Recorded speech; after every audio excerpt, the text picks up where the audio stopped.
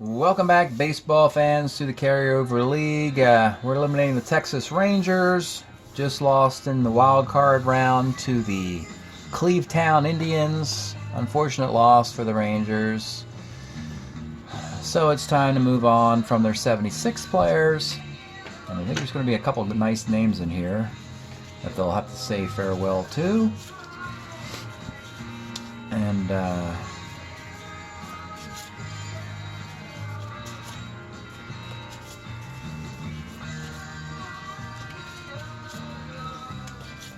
let's see what we got. There we are. 1, 2, 3, 4, 5, 6, 7, 8. Farewell to those guys. And who's coming back? You got a dozen guys to come back. So what's it going to be? What's the split going to be? It's the first thing we look at. And we got a nice even split. 75. 7 hitters, 5 pitchers. That's what you're looking for. It's a good balance to build upon without having to, if there's the draft's weak on hitters, you need hitters, It's always good to have a balance so you're not stuck. Let's see here. You got the catcher, you got a second baseman, another infielder, third baseman, first baseman. Well, actually, they're set up pretty well, except until you get to the outfield. You got a couple of catchers, a first baseman, a second baseman. Toby Howard's a third baseman. Junior Kennedy can play short. Burroughs can play the outfield. So you've got everything that's covered except for only one of the 3 outfield spots is covered. So you need a center fielder, a left fielder, and some other little incidental stuff. Pitching wise, the good news is they bring back 2 good rotating pitchers, Jenkins and Comer, right? Ossie is the starter 6. Medich was in the bullpen last year out of necessity because they didn't have anybody else, and again they'll have to do it again because you already have 3 righties. You need to get a lefty in the starting rotation. They could theoretically put Matic and go with 4 righties and have 2 lefties in the bullpen if it is a weak offering of lefties available. So they'll explore that opportunity. But that's what's coming back for the Rangers. And who are they saying goodbye to, and for how long are they saying goodbye? We're saying goodbye to Mike Lum, Rod Gilbreth, Staub, Martin, and Grieve. Well, Staub and Grieve are pretty good. These 3 guys are incidental. Vic Albury's not much. Scott McGregor, they're letting him sign with the Orioles. This could be a trade, though. Like the Orioles might have to pony up a draft pick to get him off the Rangers.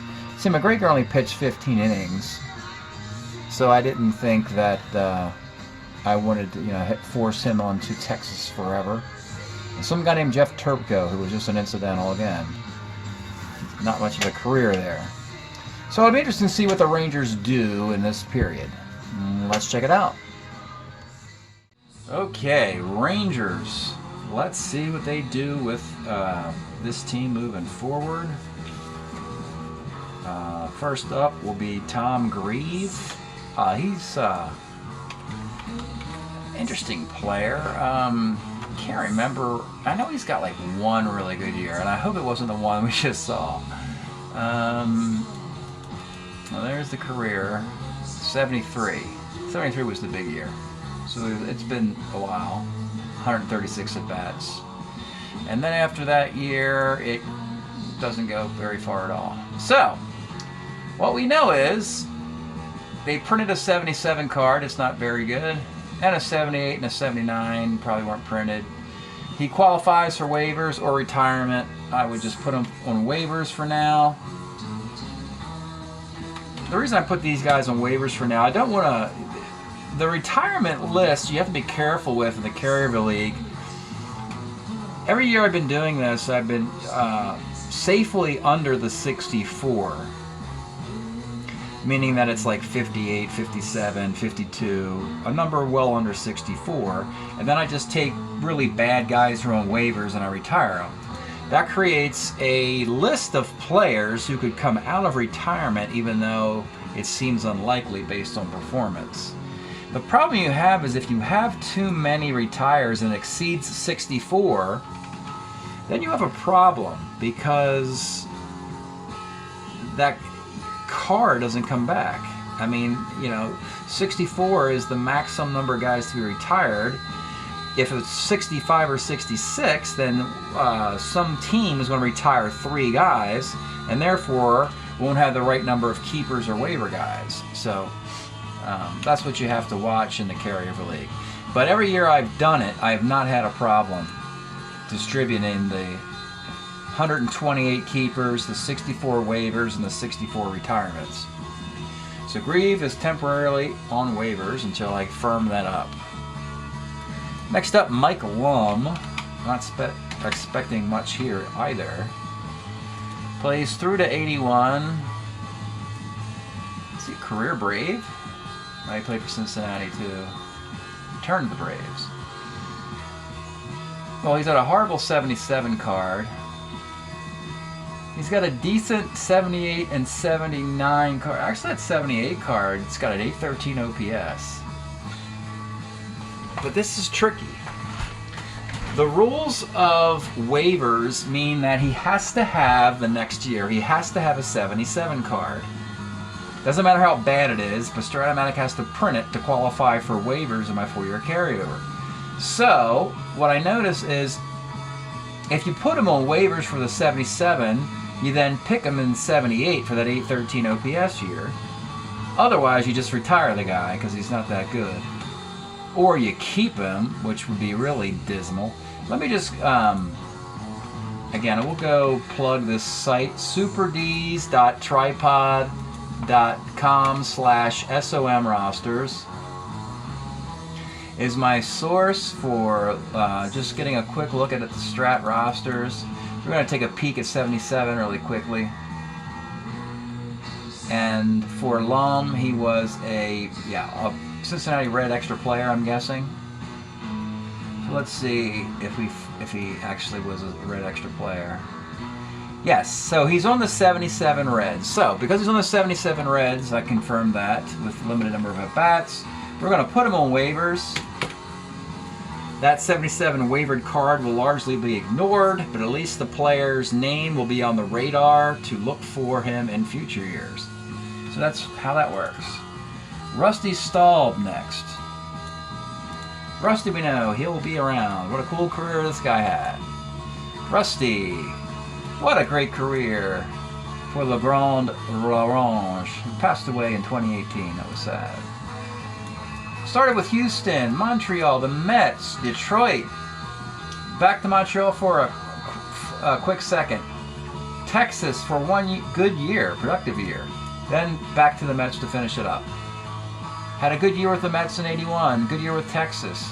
He was okay with Detroit. He was everywhere. He was great everywhere was the Big Orange. So, this is interesting. We're sort of in the late golden era, just slightly past his, I'm going to call him past his prime here. I would just call him past his, I call him past his prime actually. But he's got 77, 8, 9, and 80. He's got 3 out of these 4 years, he's good. 2 of them with Detroit, 1 with the Expos, and 1 with Texas. He's property of Texas. Well, I would say Texas should say, you know what? We seem to acquire him much sooner than we wanted to, and we only got the 1 year. Let's get him again. Because you could bump him up to this 300 hitting year. He had an 818 OPS in 76. He's got an 828 and 80. That's a 4-year contract. Rusty Staub, do you want to play for the Mets, the Expos, Detroit, or Texas? And Texas says, we want him. How about that? Phones are ringing. Little note there. The Rangers' phone is ringing off the hook, wondering, hey, we want Rusty Staub. And they're like, what are you going to give us for him? Rod Gilbreth is the next player up for bid on The Price is Right. And Rod, journeyman middle infielder, has 2 more years left. Yes, he qualifies for waivers. Yes, I'll put him on waivers and be nice. Because I'd rather have a bunch of waiver guys. I move to retirement at the very end of the phase before the draft begins. Jerry Martin. Surprising not to see him on the Cubs or the Phillies. There's with a Philly hat on. Jerry Martin. All right, so 77 with the Phillies and 78, and then the Cubs in 79 and 80. And yeah, 2 of those years are his best years, really. 1 for the Phillies, 1 for the Cubs. Could 1 be for the Rangers?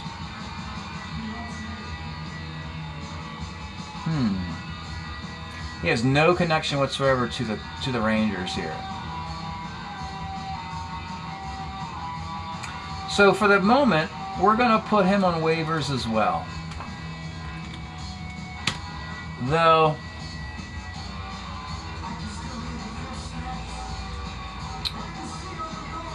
yeah, I'll put a little phones on that one too.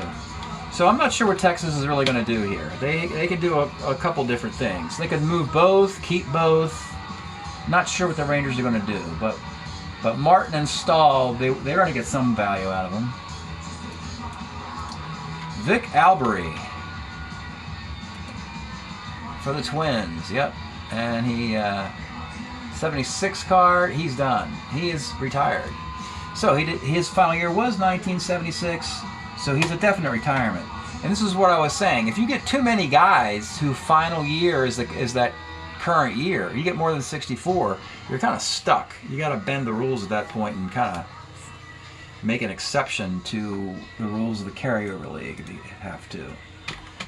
Scott McGregor.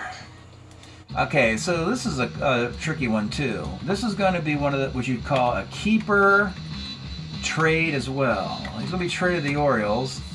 And the Orioles are going to have to pony up a lot to get him. And lastly, Jeff Turpko. Turpko with a Ranger hat there, but it was very short period.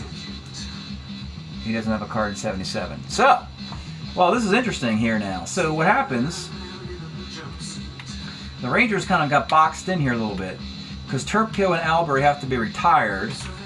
So what that means is 2 of your waivers are now keepers. Does that mean Jerry Martin?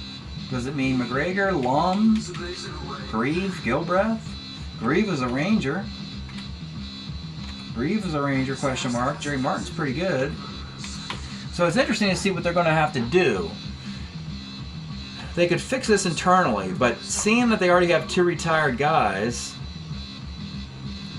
the Rangers are going to have to get on the phone with these other teams, trade McGregor, trade the Martin or Stahl, and figure out the rest. So, interesting offseason for Texas. It's not really obvious how they're going to move forward. Alright, so that's it for the Texas Rangers elimination. Thank you for checking out the video. We'll see you next time.